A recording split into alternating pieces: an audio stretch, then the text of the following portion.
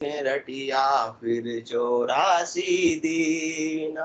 कैसे भी करनी करो, खूब करनी कर लो, खूब क्रिया कर लो, खूब काया को कस लो, मतलब काया को कष्ट भले ही दे दो, उससे क्या काम होगा? काया तक का काम होगा, इससे आत्मा का काम होने वाला नहीं है। आत्मा का काम कब होगा? कह सुख राम नावे बिन रटिया फिर 84 दीना। जब तक सृष्टिकर्ता परमात्मा के नाम का सुमरन सदगुरु विधि से करने पर इससे सशब्द का आत्मा का संग नहीं होगा, तब तक तो 84 मिटने वाली नहीं है। अपन सुखों की व्यवस्था कर रहे हैं, सुखों की व्यवस्था में लगे हुए हैं, ऐसे सशब्द का संग नहीं करेंगे तब तक तो काम बढ़ने वाला नहीं। ऋषभ देव स्वामी तो राजा थे, उनके पास कोई सुखों की कमी थी क्या? कोई सुखों की कमी नहीं थी।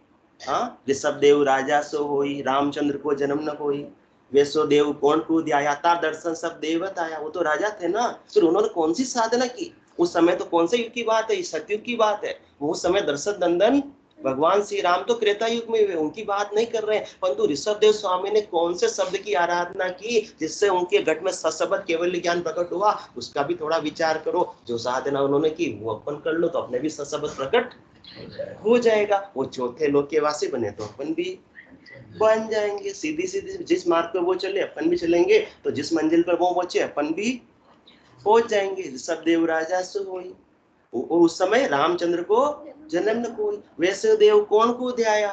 उन्होंने किसकी साधना की?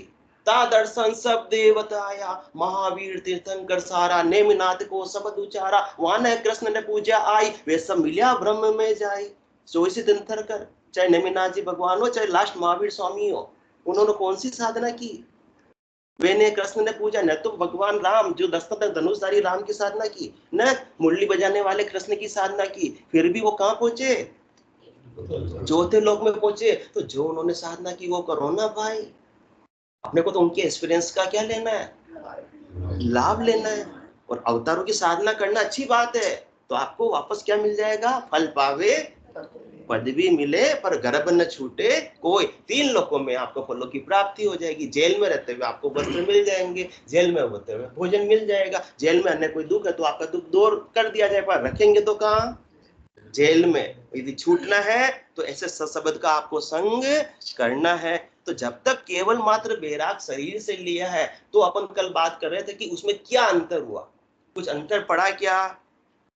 खूब दिया आन सकल कुगेरे, तिरसा निद्रा आवे, तामस कले ज्ञान सो राजस, सपने में जीव जावे। कोई अन्य जल की काया है, भूख तो अपने को भी लगती है, और जिसने शरीर से बैराग ले लिया, घर को छोड़ दिया और आश्रम में चले गए, तो उनको भी उतनी ही भूख लगती है। सुबह शाम जो भूख लगती, शरीर का गुण धर्म बैराग लेने से कोई परिवर्तित होने वाला नहीं है। तो उसमें क्या चेंज आ गया? कुछ भी तो चेंज आने वाला नहीं है। यहाँ भी अन्न को खा रहे थे, वहां भी अन्न को खाना पड़ेगा। यदि अन्न को छोड़ दिया, दूध पी रहे, तो वो 5 तत्वों से बनी हुई चीज है क्या? अन्न और दूध भी।